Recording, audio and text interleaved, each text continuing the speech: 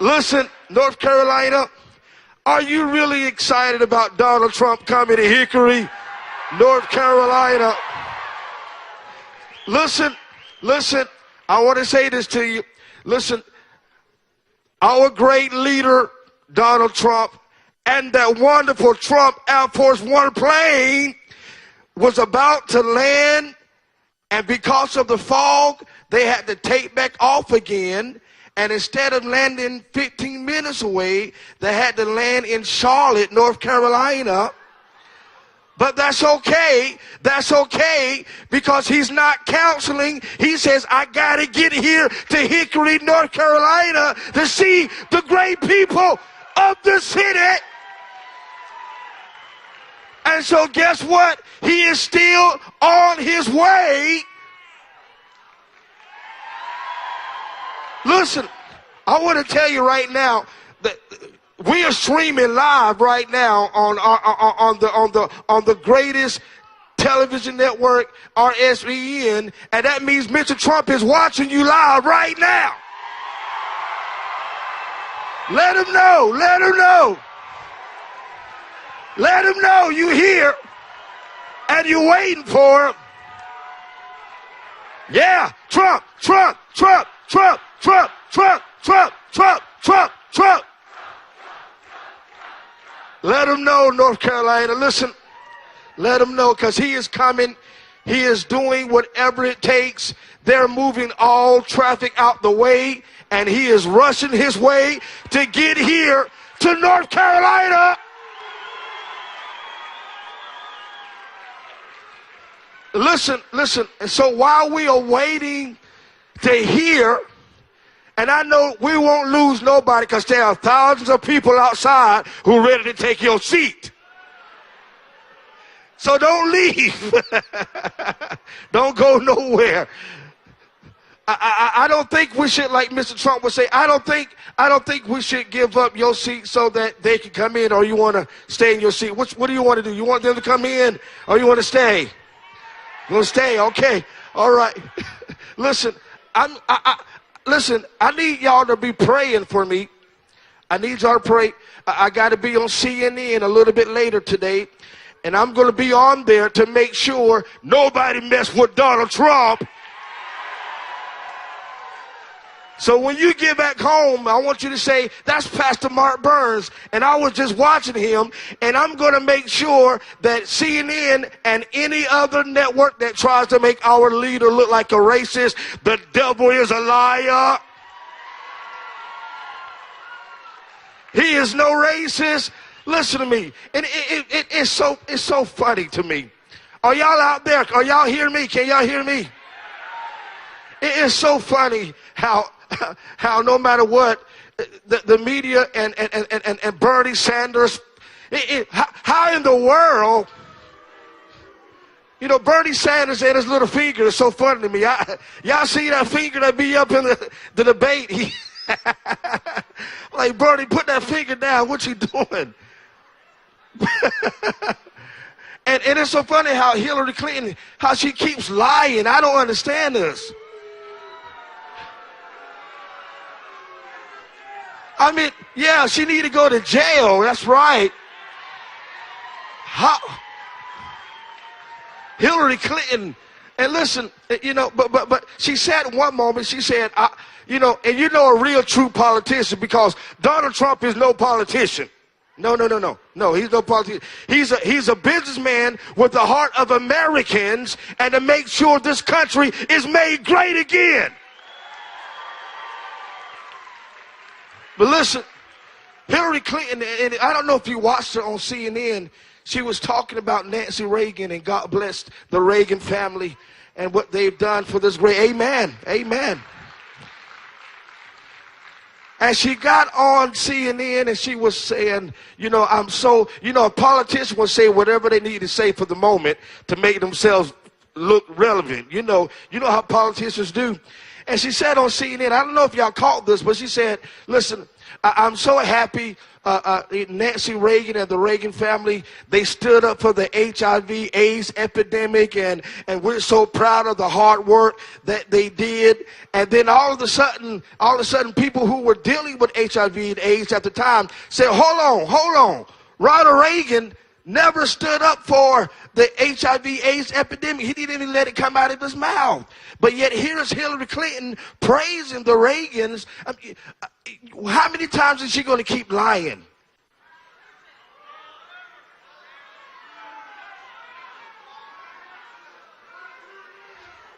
It's horrible. It's horrible. And Bernie Sanders, who doesn't believe in God, how in the world are we going to let Bernie? I mean, really? Listen, Bernie got to get saved. He got to meet Jesus. I don't know. He got to have a coming to Jesus meeting. Sent him to Europe. Well, we're no longer socialist country. We're a democratic country. And we believe in small business. And we believe in small government. And we believe in big states and local rights. I thought I was at a Trump rally. Come on, where's my Trump rally? Where my people at? But listen, I'm going to get out your way. I want you to watch on CNN later today at 3 o'clock. I'll be on Aaron Burnett. And I want you to watch because I'm going to be on there to make sure they get the facts straight about Donald J. Trump. And I'm going to make sure. And I know I got enough people in here. Who's following me on Twitter? If you're not following me on Twitter, you're wrong. I need you to follow me on Twitter. You follow me on Twitter at Pastor Mark Burns. At Pastor Mark Burns. I want you to follow me because I'm always doing behind the scenes what Mr. Trump, you know, he always give me a dap. I get a dap from Mr. Trump. Bam, give me a dap. I'm always doing something behind the scenes. So if you want to see things happen, how things happen, whether I'm traveling across the state, and we're going to have I'm going to be in Florida, Palm Beach tomorrow, because we're going to have a great Super Tuesday. And North Carolina, you're going to make sure it's going to be a great Super Tuesday. You're going to make sure, and we're going to be celebrating in Palm Beach. You're going to be celebrating, excited, because we're going to win in Florida too. And we win in Ohio, that's right, and Illinois, and we crossing the board tomorrow. It's a done deal. Somebody shout, it's a done deal. It's a done deal. It's a done deal. It's over. It's going to be over tomorrow, Super Tuesday 3. We're putting the nail in the final casket, and it's going to be done. And I don't care how many GOP established, Mitt Romney, how they let Mitt Romney on TV again.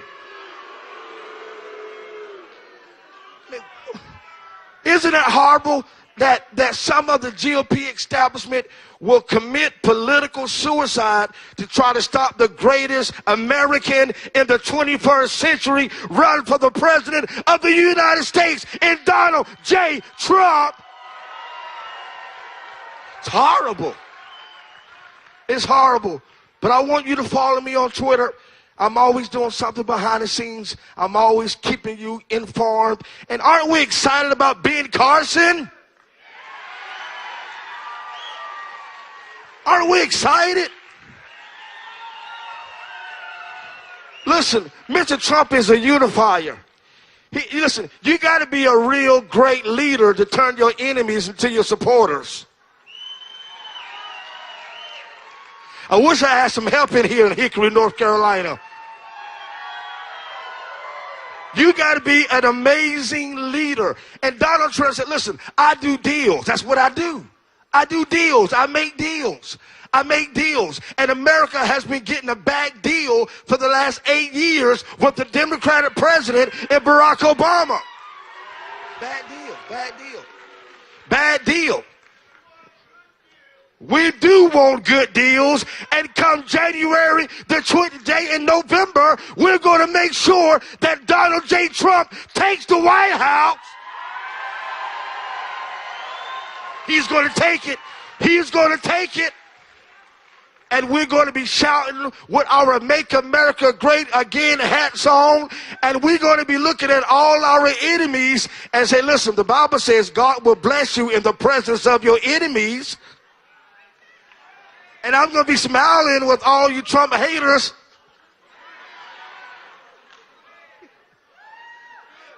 Listen, the greatest way to overcome revenge is to have success after someone tried to set you up. And they tried to set Donald Trump up, but that's okay, because you voters are going to make sure that's not going to happen, because in the convention, we're going to make sure our nominee be Donald J. Trump. Thank you. Thank you very much. Good morning, North Carolina, and thank you for your patience. We appreciate it. Some fog here this morning, closed the airport, so we had to circle around a whole lot and then drive from Charlotte. But we are thrilled to be here. I can't wait to start talking to you. North Carolina is going to be so important to the Trump effort tomorrow. And I know that North Carolina is going to be Donald Trump country come tomorrow.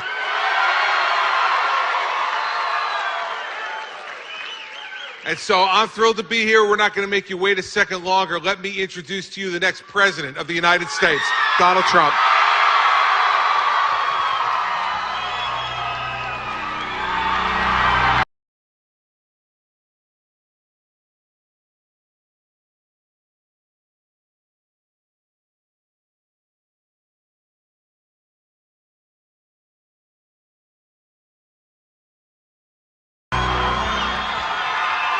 All right. Thank you. Hello, everybody. Wow.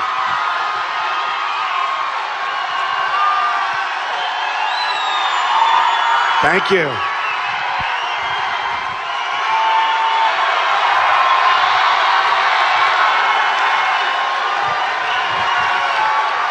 Thank you very much, everybody. Wow.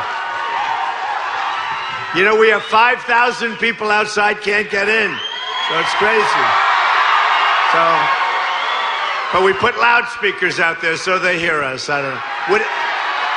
Would anybody like to give up their seat for somebody outside? All right. I thought so. Well, thank you.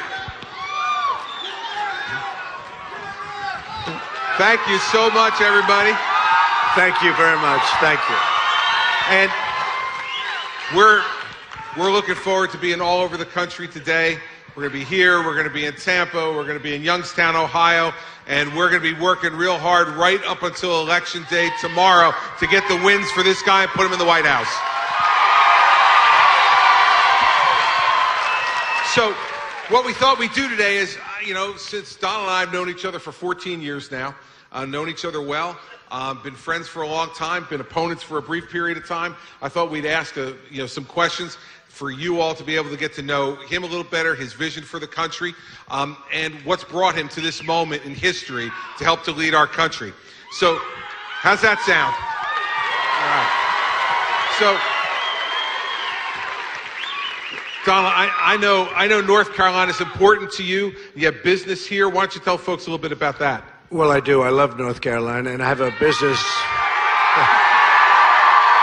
A lot of spirit in North Carolina, but I have a big development actually down the road, not so far away. Lake Norman, you know where Lake Norman. And it's Trump National, and it's been a tremendous success. And I took it over, a company built it, and they lost it and went through a bankruptcy proceeding, and I bought it out of bankruptcy, and I spent quite a bit of money on it. We have a lot of employees, great people from North Carolina. We have employees, and it's a tremendous success. It's a tremendous job. We're very proud of it. And I come here, you know, I won't be coming here as much looking at that. We'll come here looking now at the state to make sure your roads are in good shape and everything else. But it's been a wonderful job. We love it. A lot of people work there too. And that experience, not only here, but what you've done all around the world terms of building great businesses. I think folks are confident that if you become president, you're going to be able to do that same thing for our country. Tell them how you're going to do it. Thank you. Thank you. Thank you. Well, I built, like this is one small example, but all over the world and then in this country, and we submitted our papers to federal election because, as a private company, you never know. I mean, people don't know. And a lot of people said, oh, well, maybe he's not as rich as people thought. So we submitted almost 100 pages of documents, very, very powerful documents. And it really spells out the great company. We built an amazing company and very little debt, tremendous cash flow. You actually said you were shocked by the numbers, Yep. how big they were. It's a great company. And the reason I say that is because it's important. This is the kind of thinking we need in this country, our country. We have to, look, our infrastructure is a disaster. We have to build it on time, on budget. These projects, they end up costing 10 times more than they build a road and it ends up costing far more than they ever anticipated. Nobody knows what they're doing. And so it's one of those things. One of the things, Chris, that was interesting is fairly recently, 2 years ago, they went out to bid with the old post office in Washington, D.C.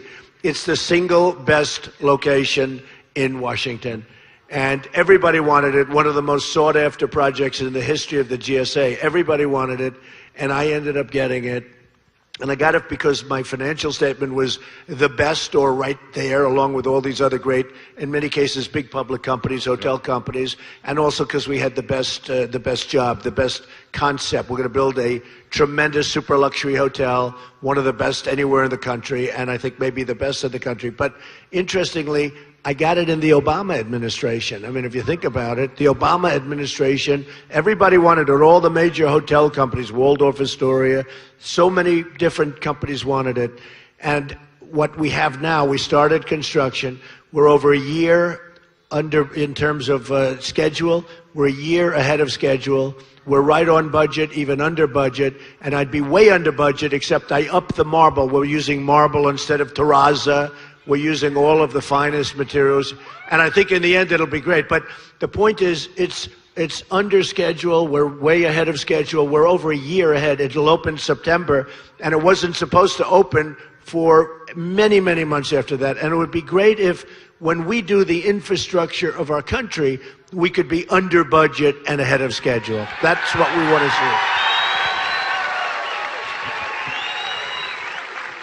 see. And I think that relates to one of the big issues that you've brought up in this campaign, which is trade. And how would you bring the same kind of principles you've brought to building great properties, managing a great company, to our relationships with trade with other countries around the world? Right, Chris. One of the biggest problems we have in our country is trade. We're bad traders. We have the worst people representing us. We have political hacks. No, we have political hacks. We have a trade deficit with China this year, $505 billion. Think of it, $505 billion. We have trade deficit with Japan that's shocking. We have, by the way, with Mexico. I have great relationships with Mexico and with Hispanic people. I employ thousands of Hispanics. They're great. But we have, with Mexico, a $58 billion trade deficit. And when I say we're going to build a wall, which we will, by the way, but we're going to build a wall, they love it. They love the wall. We love the wall. We love the wall.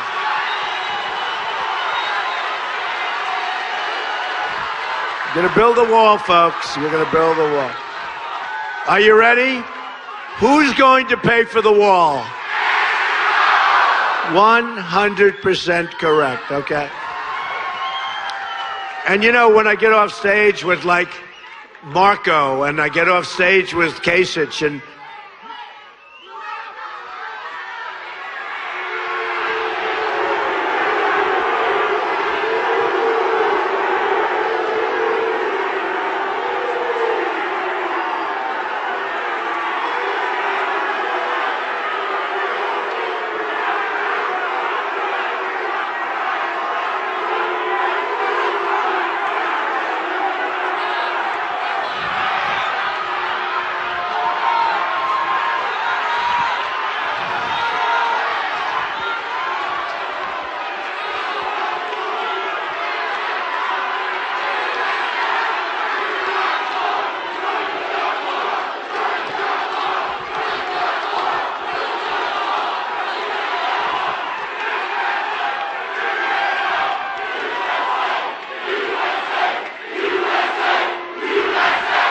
USA, USA, USA.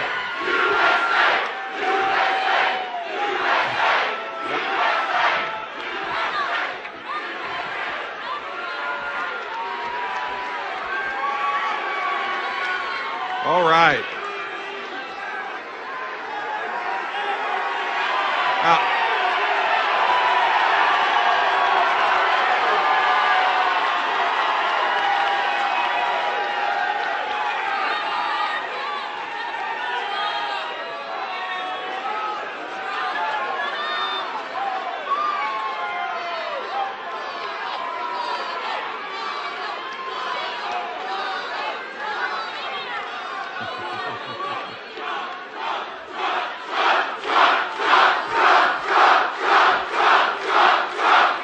Thank you. All right.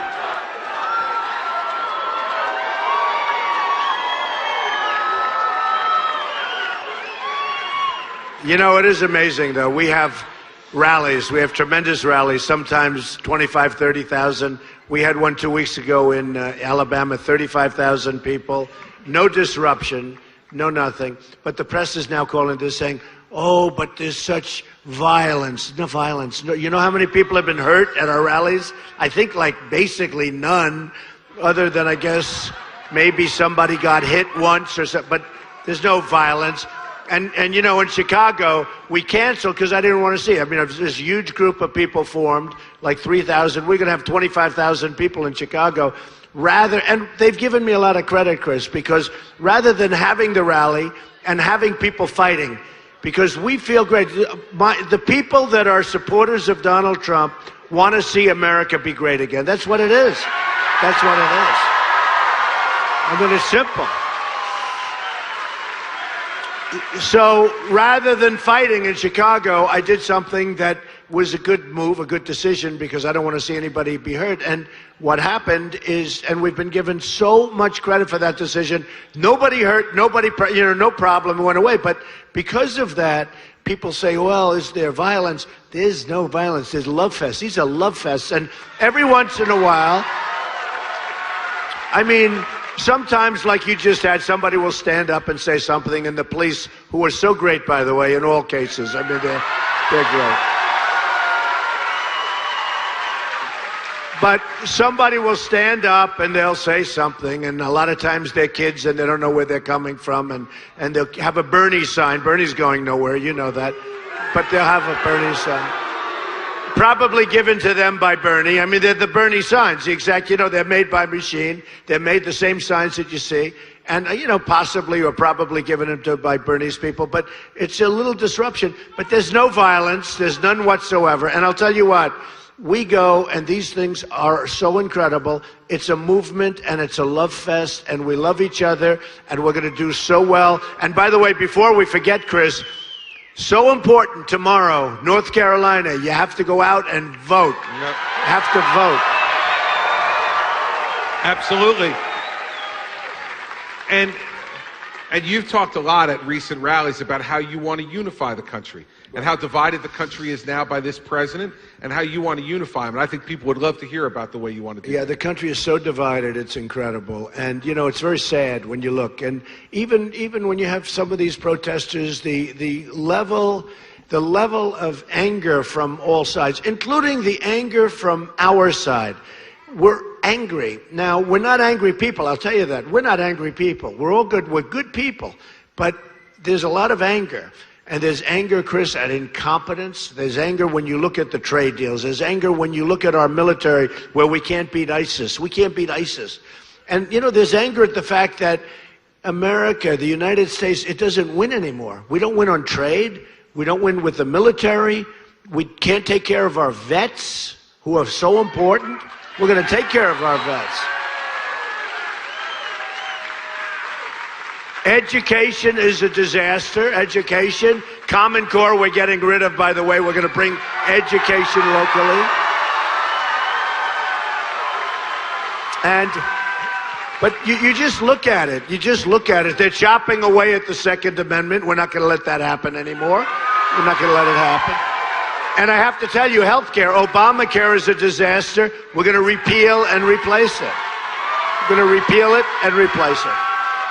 But Chris, you know, a certain governor got up and spoke after a presidential address and sort of alluded to the anger.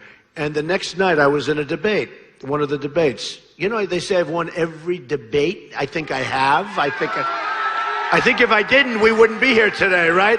I would have been like the other people, out. But the question was, it was Nikki Haley, and she said, well, there's great anger, great, like it's a bad thing. And they asked me during the debate, Nikki Haley said that you and a lot of your supporters have great anger. Now, I'm supposed to say, oh, no, we don't have anger. We're wonderful people. We're so happy with the way the country's run. I said, wait a minute. I'm going to tell the truth. I said, yes, I'm angry. Yes, the millions of people that are supporting Trump, and I'm supporting them, we're all angry because we're tired of a government that is run incompetently.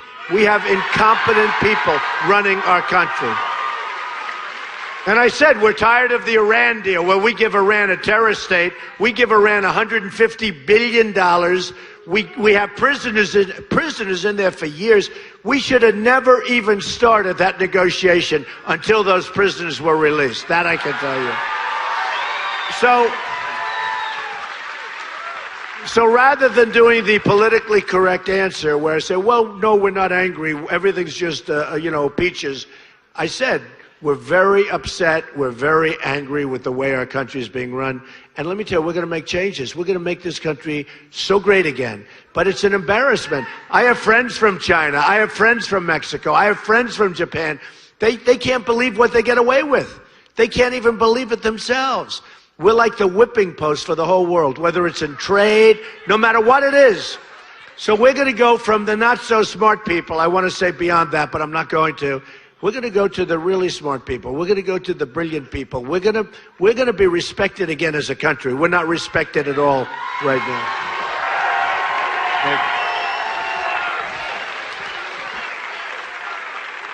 Donald, you brought up veterans. You know, here in North Carolina has one of the largest population of veterans in the entire country, men and women who have served our country so bravely and so loyally. And you mentioned, but you should talk about the plans you have for our veterans, because I know not only as a candidate, but before that, you were a great supporter of our veterans. Well, I've had great support. They've also supported me, and I love the veterans. They're the most incredible people. They're our great people, and they're not being taken care of correctly. And illegal immigrants are getting better services and better care in many cases than the veterans, okay? It's not going to happen that way anymore. And you know, I've seen, and I've really, and it really started with the veterans probably more in New Hampshire than any other place, which I won big, which we won in a landslide. We've won a lot of them in landslides. But every time we go to a place, South Carolina is another one, was so fantastic. Nevada, so many of them, they do polls, exit polls. And I win with the veterans so easily because they're so disgusted with what's happening. Now, in all fairness, we win with women. Oh, that's so good. We win with women. We win with men. That's less important. Women are more important.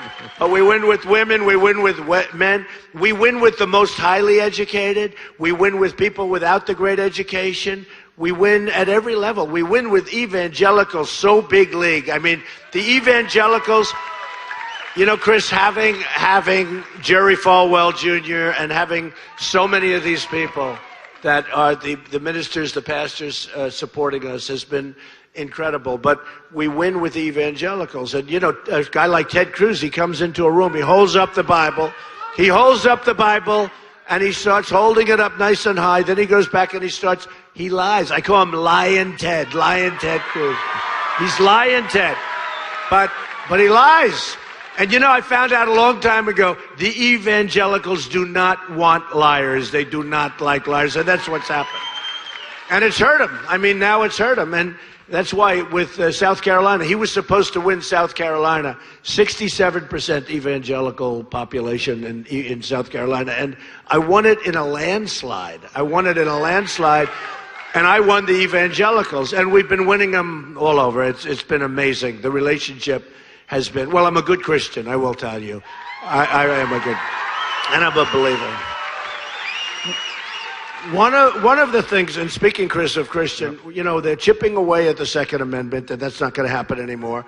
And they're chipping away at Christianity, folks. They're chipping away big league at Christianity. And I had a meeting with a lot of the pastors. And by the way, our pastor who was just up here was so incredible. He was at one of the meetings.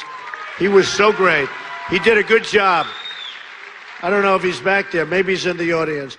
He didn't know I was going to bring him back on, but that's okay. But we had a meeting with about 40 pastors, ministers, and I said, why is it that Christianity seems to be taken advantage of? With other religions, with other places, if you said things that you couldn't do it, you can almost say whatever you want about Christianity. These are great people. These are great ministers. These are really strong people, smart people, really good people. And they said, you know, Mr. Trump, the problem we have is when we do endorsements and when we do other things, they're so concerned, we lose our tax-exempt status. And this was passed during the Lyndon Johnson years. They passed it. Lyndon Johnson passed it. And basically, I said to him, I said, so that means that you were in Trump Tower. I said, that means that you have less power in a certain way than the man walking down the street because they've taken the power away. And I said, how many Christians do you have? And we sort of all determined together 260 million Christians in this country. I said, that means you're bigger than women and bigger than men. That means you're the biggest group in the United States. That means you're the most powerful group, potentially. But think of it. But they don't use their power because they're afraid to use their power, Chris, because they're going to lose their tax-exempt status. So I told them, right then and there, I said, you know, and I've seen it, because we're being chopped. Hey, look, we're going to say Merry Christmas again at Christmas time, folks. Remember that, okay? Remember. So, I really mean that. You go into stores now, it's Christmas, and you don't see Merry Christmas anymore. Even if you say Merry Christmas and Happy Holiday for people, and everybody wants it. I have many friends that aren't Christian, and they like to say Merry Christmas. I mean, everybody likes it. The stores don't put it up anymore. So, I said to the group of pastors and ministers, I said, look, if I win, we're going to work really hard. We're going to get rid of that restriction because Christianity should be able to have some power and some strength. They shouldn't be shy. They shouldn't be, because I really mean it. Things can be said about Christianity that if you say it about something else, it's like you can't even think about saying it. It's not going to happen anymore, folks. We're going to bring it up. We're going to bring it up big, and it's going to be a big difference because these are great people, and their voice is being taken away, and we're going to give their voice back to them, okay?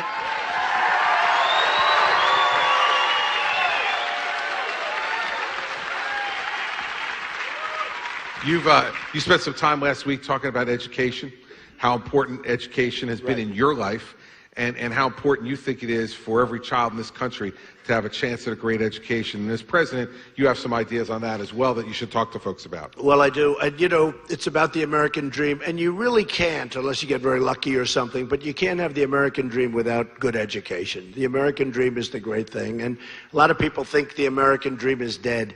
And I would say the American dream is dead. But if we win, we're going to make it bigger and better and stronger than ever before. Remember that. We're going to do that.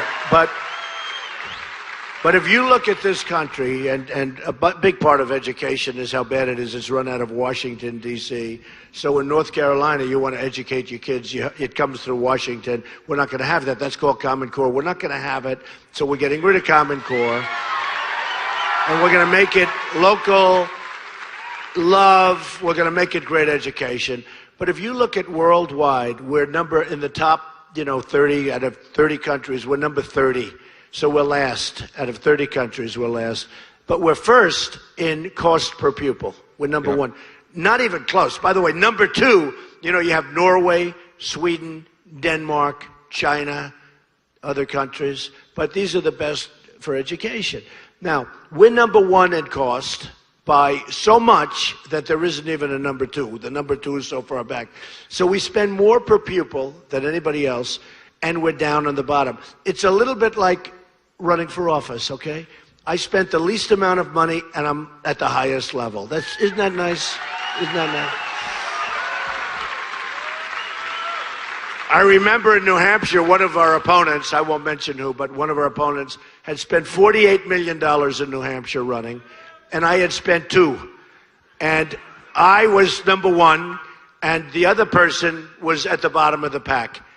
And I said, who do you want to have as your president? That or this, okay? You know, so, but that's the way we have to do it.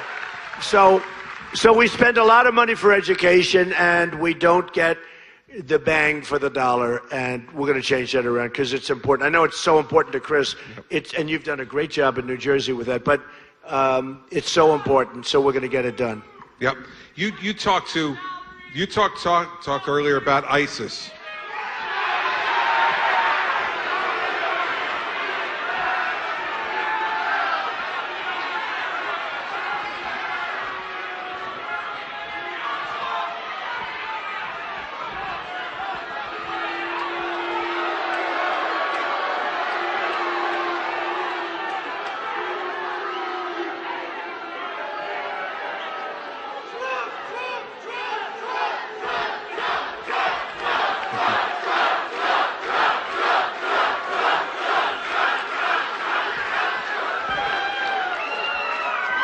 You know, it's very interesting, and it's fine. Let him go. He'll go back home to mom, and she'll be angry at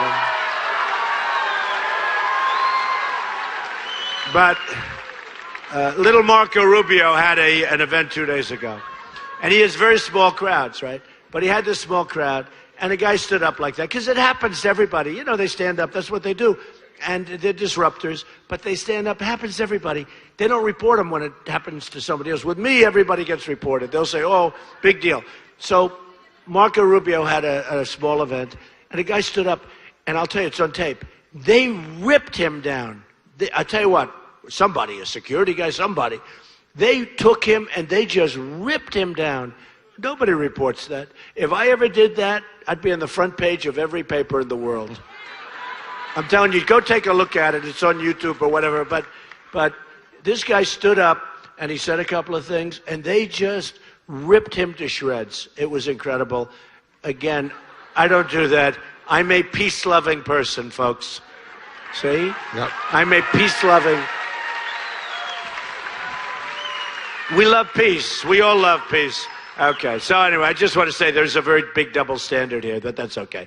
You talked about our military before, and I know that you have serious plans about how to rebuild our military and make America strong again around the world. And people here in North Carolina are real supporters of our military, and they want to. Yep. And they want to hear from you about the kind of commander-in-chief you'll be for America's military. Well, first of all, we have to make our military, we have to replenish it because it's suffering from cuts and cutbacks. And you know, in a certain way, folks, it's the cheapest thing we can do because I'm going to make our military so strong, so powerful, that nobody's ever even going to talk about messing with us, okay? It's the cheapest thing. It is the cheapest thing we can do. And we're going to go in, we have to get ISIS, we've got to get them out. You know, they're chopping off heads. We're going to get them out. We're going to get them out. We're going to get them out. I mean, just think of the great generals, MacArthur and you know, Patton and some of these great, more modern generals. Think of them. Think of the old-time generals. Think about that. But when you look at what we do, we don't fight. It's almost like we don't fight to win. We don't fight. I've been saying hit the oil for years. Most of you have been listening. And for years I've been saying, take the oil. And they don't do it. They don't do it. Take the oil. Now they only started. You know, after Paris, when Paris was such a horror show, and actually the French, think of this one, the French hit the oil before we did. But I've been saying that for a long time. And I said, look, we shouldn't have gone into Iraq, okay? But once we did, we're there. Take the oil. And I said, take the oil. For years I've been saying, take the oil. And I'll say this, and this is hard to believe, and you'll look it up, and maybe it's not even true, but they say the reason they didn't want to hit the oil is they didn't want to pollute the atmosphere, okay? This is a little different. They don't want to change, you know, the footprint, right? Yep. The carbon footprint. And yet he'll fly to Hawaii in a Boeing 747 to play golf. No, he doesn't want to change. He'll have an environmental meeting, but he'll fly to play golf in Hawaii on a Boeing 747 with the very old engines that are spewing stuff, and then he'll come back after a long time. I promise you, I will not be taking very long vacations if I take him at all. There's no time for vacation. We're not going to be big. We're not going to be big on vacations. You know, there's so many things. It's sort of interesting, Chris. The White House is like this incredible place, right? It represents so much. And you're there for a limited period of time. If you're at the White House and you have so much work to do, why do you fly? Why do you leave so much? Why? You know, you think you'd want to work, straighten it out, get it done, fix it up, make it great, and then when you finish, you can be proud. But boy, are we a mess. I've heard you say many times before that as Commander-in-Chief, not only will you build up the military, give them the equipment they need, buy it in a way that doesn't waste taxpayers' money, but also that you're going to have the back of the men and women who are fighting for us. They'll have a plan. You'll support the generals. And I think these folks care a lot about that because it's their sons and daughters who are out there protecting our country. And tell them about how you're going to have the backs of our soldiers. I'll give you an example. So we send equipment over to the Middle East. It gets taken away. We send it over to our so-called allies that we don't even know who they are. You know, they're fighting against Syria, but we don't know. Are we supposed to be fighting Syria? Because Syria is fighting ISIS. So if we're fighting Syria and we're fighting ISIS, but Syria is fighting ISIS and ISIS is fighting Syria. So anyway, so we have people, honestly, they don't have a clue, folks. They don't have a clue. And it's a big mess. It's a big mess. And Hillary started this all. Hillary is a disaster, okay? Hillary's a disaster. She is a disaster. Just ask Hillary about Libya. You just look at what's happened, okay? But we don't have a clue. And I'll tell you this, look, we send equipment over to people that we think are friends of ours, and a bullet gets fired in the air, they run away. A friend of mine has a son who's been there for quite a while in Iraq, been there 3 times now, and so disgusted. He says the enemy has better equipment than we do. It's our equipment. They take it away. A bullet gets fired in the air. These guys drop the equipment, they run. 2,300 Humvees with all of the heavy armor plate gets taken away. Do you know how many that is? Do you know how many ships you have to send? 2,300. And we're driving in the old stuff without any protection. That's why you have so many wounded warriors where they're just decimated, where the bombs go up and the thing just blows apart, and they lose their arms, they lose their legs, and worse. So it's going to be a whole different story. And, you know, I think one of the things that Chris is alluding to, I'm self-funding my campaign, so nobody's going to control me. Nobody. You're going to control me. You're going to control me. But what happens is a lot of the equipment we buy, it's not necessarily the stuff that they want. They want certain things, and they end up getting things. And you read about it. I've been reading about it since I'm a little boy, actually. You read about it, where they're procuring. They're getting equipment because one manufacturer has better political connections to like guys like a Rubio or like a Cruz, where they have better connections to Washington. And we order equipment that in many cases they don't want. And the stuff they want, we don't order because that firm, you know what I'm talking about, that firm is not political or is not strong political. So we're going to get the right equipment. We're going to get the great equipment. We're going to get the stuff the generals and the soldiers want. And we're going to build up our military, and we're going to have a really ready and brilliant military that hopefully we'll never have to use. Look, I didn't want to go into Iraq. I was against going into Iraq. Somebody said, oh, I mean, Donald with his, you know, he's a strong guy with the trigger. Let me tell you something. I'm the least guy in terms of that. But we have to be prepared. We have to be prepared. We're not even prepared. When General Ordiano left, he was on one of the shows, which I hate to see that he's on a show, to be honest, because I don't like our generals, even if they're leaving being on a show. And I didn't like what he said. He said we have a level of unpreparedness that he's never seen before. And I think he means going back hundreds of years. I mean, I think he actually was talking about we're the least prepared that the country's ever been. Now, number one, it's good. I like to hear that only from the standpoint that we have to know to fix it. But I hate for the enemies to hear that. You know, when an enemy sitting in other parts of the world is listening to a general who's leaving, talking about how unprepared our country is, that doesn't exactly put us in a position that we want to be. So anyway, but we are going to take care of our military. We're going to take care of our vets. We're going to really take care of our vets. And there's so many things we're going to be able to do from. You know, our vets wait sometimes, Chris, 6-7 days just to see a doctor. Your suicide rate is the highest rate that anybody can even think of. You can't even believe it could be this high. But our vets are being taken care of very poorly. I put it in a plan. We have a whole big policy plan on the vets.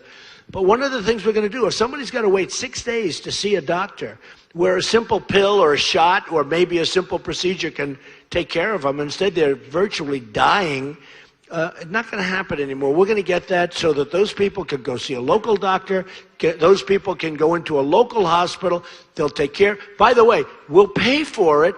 It's going to be much cheaper, and people aren't going to be dying. They're not going to be dying. Yep. And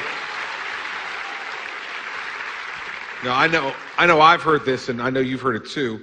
Hillary Clinton says that there is no crisis at the VA, that there is no problem at the VA. That's because she doesn't have to go to the VA to get her medical care. But it's just another example of the differences in this election. And as we move now towards the fall election, I think people would like to get maybe even just a little preview of how a President Trump would be much different than Hillary Clinton. Well, first of all, she did say that. She said there's no problem with the VA. And when I heard that, it was, to me, incredible. Now, a little bit later, then she corrected her statement. But you know what she means. She means there's no problem. Look, she doesn't have the strength and she doesn't have the energy to be president. I can tell you that. There's no... And I'll say it loud and clear, and it doesn't make any difference. Because you know what? I don't need to be doing this. Honestly, people said, why are you doing this? I have this great life. I'm doing it because of the fact that this country has been so good to me, and this country's in serious, serious trouble. 19 trillion in debt, soon to be 21 trillion in debt because of the ridiculous budgets that were passed over the last 3 months. And I'm doing it because I want to, it's called giving back. I am really giving back. I am all over the place. We see what I've learned, Chris. The people in our country are unbelievable. And I want to see Apple products made in this country, not in China. And we're going to see it. And we're going to see it. So, a case I give all the time is Carrier and Ford and Nabisco and all these companies that are moving out. You have it too from here. I mean, from North Carolina, your businesses have been devastated by right? Is that a correct? They've been devastated. You know where they've been devastated? By people that are incompetent on trade deals. Your people are leaving.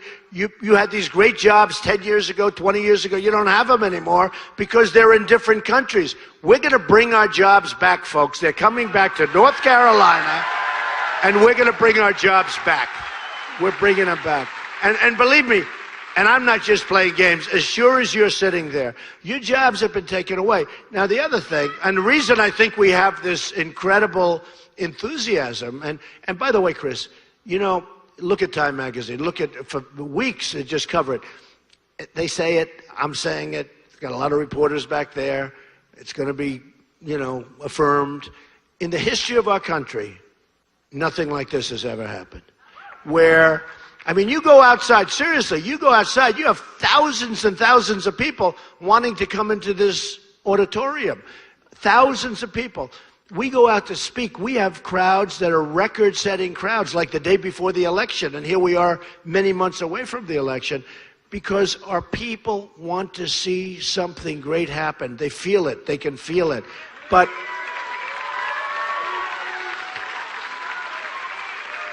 the biggest story in all of politics is, and of all things, Republican. Republican, that used to be like a word people were thinking obsolete. The biggest story in all of politics worldwide is what's happening to the Republican Party in the United States. The United States we have numbers going and voting in the primaries that are millions and millions and millions of people more. Chris knows it better than anybody. You see it. We have people going out to vote by the millions more. Now, the Democrats are down 35% from 4 years ago. The Republicans the Republicans, because who's going to vote for Hillary or Bernie? I mean, there's nothing exciting there, honestly. You take a look at those two. Who's going to vote? Who's going to vote for them?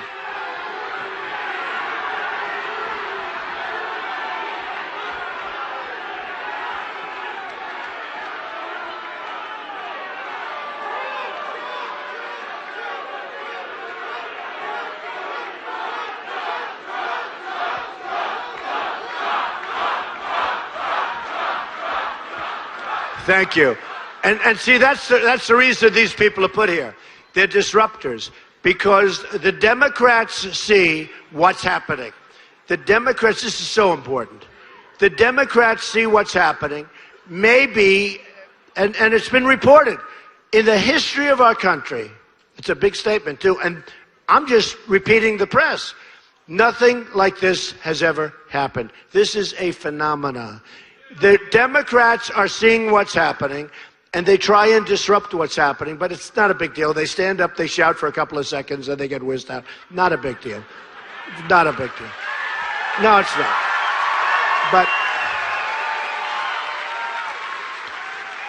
But many millions of people, and sometimes I'll be shaking hands or I'll be signing at the front, and we do the rope lines, right? But sometimes I'll be signing. And so often, people will say, 40-year-old, 50-year-old, 60, 70, they'll say, Mr. Trump, I've never voted before, ever, and I'm voting now. I'm telling you, this happens like 20 every time I come to a place. It's unbelievable. So we're taking from the Democrats. Remember the Democrats for Reagan? We have it bigger. It's Democrats for Trump. It's a bigger number. So it's Democrats. We're taking also, though, from independents, big league, and we're taking from people that have never, ever voted before, and they're 50 years old in some cases. And the numbers are astronomical. And who would have thought this is happening to the Republican Party? Because a lot of people were saying the Republican Party is obsolete. And we do have obsolete people in the Republican Party. We have a lot of leaders that are obsolete because they don't understand what's happening. But I will tell you, off the record, there are only many cameras back there, but there are a lot of people that are calling me, top people in the Republican Party, and they're calling me and they say, we want to get onto this train because this train is unbelievable. They've never seen anything like it.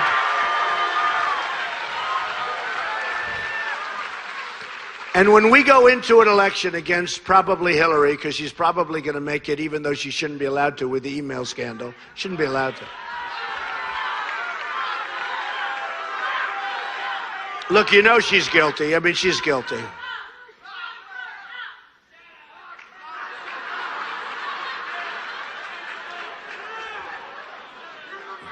Was that a protester that I just heard? No. You know, usually you're better off, when the protester stands up, usually an individual or two, you're better off just talking right through the protester because it's not a big problem. The problem is the audience always turns, there they are, and starts screaming. And that you can't talk through. Right? Isn't it true? But anyway, but I just want to say, there's never been anything like this. It's an incredible thing to see. People in South Carolina that work at the polling booths, saying, Mr. Trump, I've done this for 30 and 40 years. They said, we've never seen crowds like this. Lines that were going a quarter of a mile down the road. They said, we'd stand here and there'd be 2 people walk in an hour. They have lines that are going down the road, you wouldn't believe it. And every place is like that. Every place is like. Same thing in Nevada. They said, a woman came up to me, Mr. Trump, I've done it for 32 years. I've never seen anything like that, the crowds. And it's a great thing to see. And you know, it's really great. People are involved in the process, but they see something that really gives them hope. And I'm so proud to be a part of it. I will tell you, it's like an amazing feeling to be a part of it. And if the Republican leadership or establishment, if there is such a thing as the establishment, I probably used to be a part of the establishment. This guy would come to my office and he'd say, could I have $350,000 for the Republican Governors Association, right? Good governors. That's right. He would come to my office like a year and a half, 2 years ago. Yep. So I guess in a certain way I was part of the establishment, but I don't even know if there is an establishment. What they have to do is embrace this phenomena and go with it. And we will beat the Democrats, and we will beat Hillary, who's so flawed. We will beat them so badly. We'll win every state. We will beat them so badly. You know, one of the other things, and I have to say this, I run against, other people. If I run, we're going to win Michigan. We're going to win New York. We're going to win places like Pennsylvania. We're going to win New Jersey. Okay? We're going to win Florida. But we're going to win Florida. Florida, we're doing great. We're against Little Marco. But I'll tell you what, we're going to win states that no other candidate could even think about winning. We're going to win. So what the Republican leadership should do is try and unify things. Instead of fighting it, get used to it. This is the most incredible phenomena that they've ever seen in politics in this country. Embrace it. Embrace it. And let's go win. Okay? Yep. And, one of the things that we've talked about before, I think you can tell a lot about somebody who runs for public office by their family.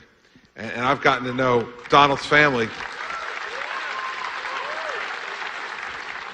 His sister, who's an outstanding federal court judge.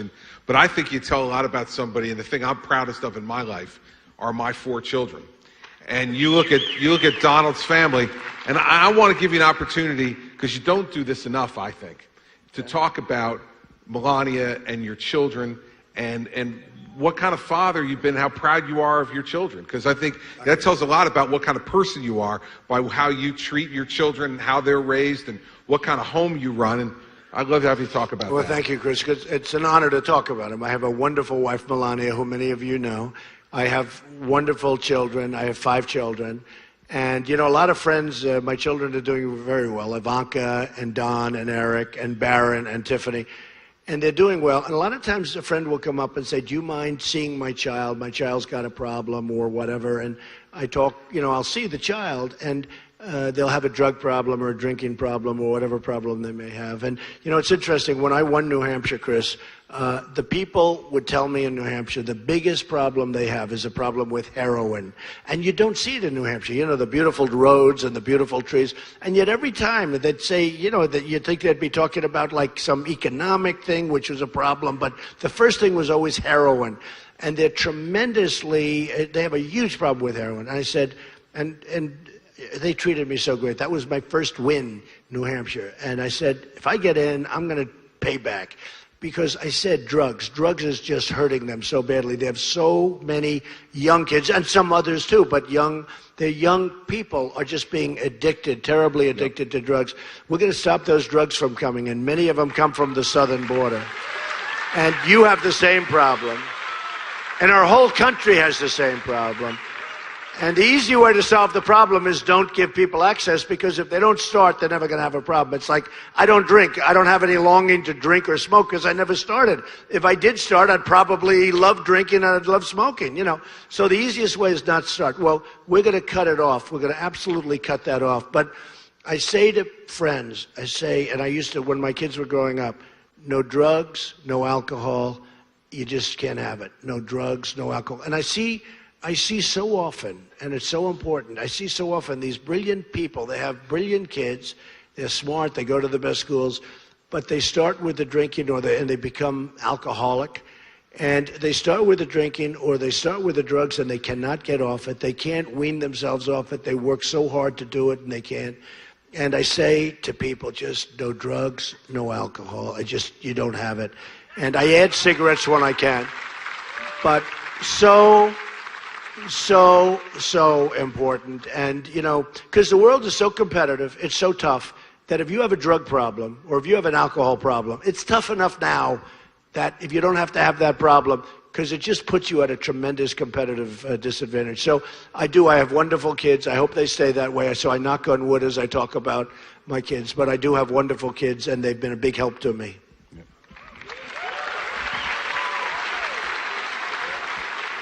And I know you've been putting that message forward for a long time about don't start, don't drink, don't do drugs. But I know that you're someone who knows and has said this before, that when there are people out there who do have that problem, you're someone who's favor of treatment for them, to get them treated and get them the help they need. You got it, yeah. And it's not easy, but you got to start it, and you got to start it as fast as you can. That is something that's very tough. The easy thing is not to start. That's easy. But once you start, you get addicted, and it's something that could be handled, but you gotta work on it very quickly. Yep. Let's talk about, I think, something that's really important to people in North Carolina, particularly. People are worried about terrorism. And you've had a lot to say on this subject, and I think it's something that no matter where you live, whether you're in North Carolina, whether you live in New Jersey, where I live, New York, where you are, California, no matter where you are, that after we saw what happened in Paris, after we saw what happened in San Bernardino, California, that Americans once again, for the first time since September 11th, I think feel really threatened by this. And I think you want to take a tough stand on this, and I think it's important for people to know where you stand on fighting terrorism. Well, we have to we have to be so vigilant, we have to be so tough, and we cannot allow people into our country that we don't know anything about them, we don't know where they come from, who they are, they have no paperwork, they have no nothing. And I hate to be the one to say it, but I'm the one that says it, and it's not politically correct even to say it, but you know, we're allowing people into our country. We have absolutely no idea who they are, where they come from. There's no paperwork, there's no nothing, and this could be the great Trojan horse, who knows? And we have to be smart, and we have to be tough, and we have to be less politically correct, because that is killing our country. And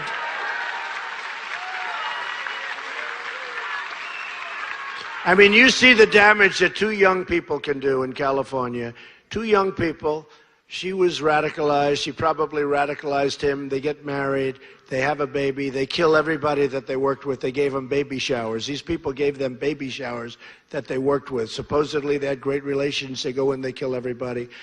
We have to be smart, folks. We can't be the stupid people anymore. We have to be smart. Okay? That's all. Yep. And I don't want to neglect Bernie, because we got a socialist running on the other side. Yeah. You're seen as one of the greatest capitalists in American history. I think these people need to know from someone who has done it as well as anybody. Why does America have to continue to be a capitalist country and not turn to socialism like Bernie Sanders and Hillary Clinton are talking about? Well, we're sort of turning socialist if you look at what we're doing, and people just don't have the incentive to go out there and do the great job anymore. It's being taken away. That incentive is so important, and you know, there's no system like we had. Now, I say had because we don't really have that system anymore. Right now, we have a different system, and we have a series of poor things. We have such, as we discussed, we have such poor healthcare. We have such poor everything. We have no incentives to go out and to do what you want to do. And a guy like Bernie Sanders, you know, he wants to give everything away. There's only one problem. You can't give everything away because somebody's going to have to pay the bill. And your taxes, I mean, your taxes are going to go up to 95% or something. They were saying that if you were going to do all of this stuff, that somebody's going to pay it. It's probably going to be you folks, okay? Get used to it. But your taxes go up to 95%. It goes, once you hit 100%, then you go from socialism to communism, and then the other things start to happen. Look, we've got potentially, we can be, in my opinion, we can be greater than ever before. We have that potential. The reason I say that, Chris, is because I've traveled so much. I've never traveled like this in my life. I mean, I've traveled every day. Yesterday I made 3 major speeches. Today I'm doing 3 or 4 major speeches. I've gotten to know the people. The people of this country are incredible. We have a chance to turn it around. We have a chance. You're going to get the proper leadership. You're going to get the best people on trade. We're bringing in the greatest people, the greatest negotiators in the world from Wall Street. I know the good ones, the bad ones, the ones that are overrated, the ones that are underrated, that nobody ever heard of. But there's not going to be any more deals where political hacks are dealing with these most brilliant people in China. And then the deals. TPP is a disaster. I mean, you look at the governor of Ohio. He's a disaster what he's done. He voted for NAFTA. NAFTA's taken a lot of your businesses right out of North Carolina. He's voted for NAFTA, and now he wants to vote for TPP, and that's going to be much worse. So look, we are going to do something so special. But most special of all, we're going to start winning again. We're going to win at every level. We're going to win with our military. We're going to win for our vets. We're going to win with education, knock out Common Core, but we're going to win with education. We're going to win at every level on health care. We're going to win at the border. We're going to have the wall, but we're going to win at the border. We're going to win solidly at the border. We're going to win at every facet. We can do that. It's not even going to be that difficult. I will say this.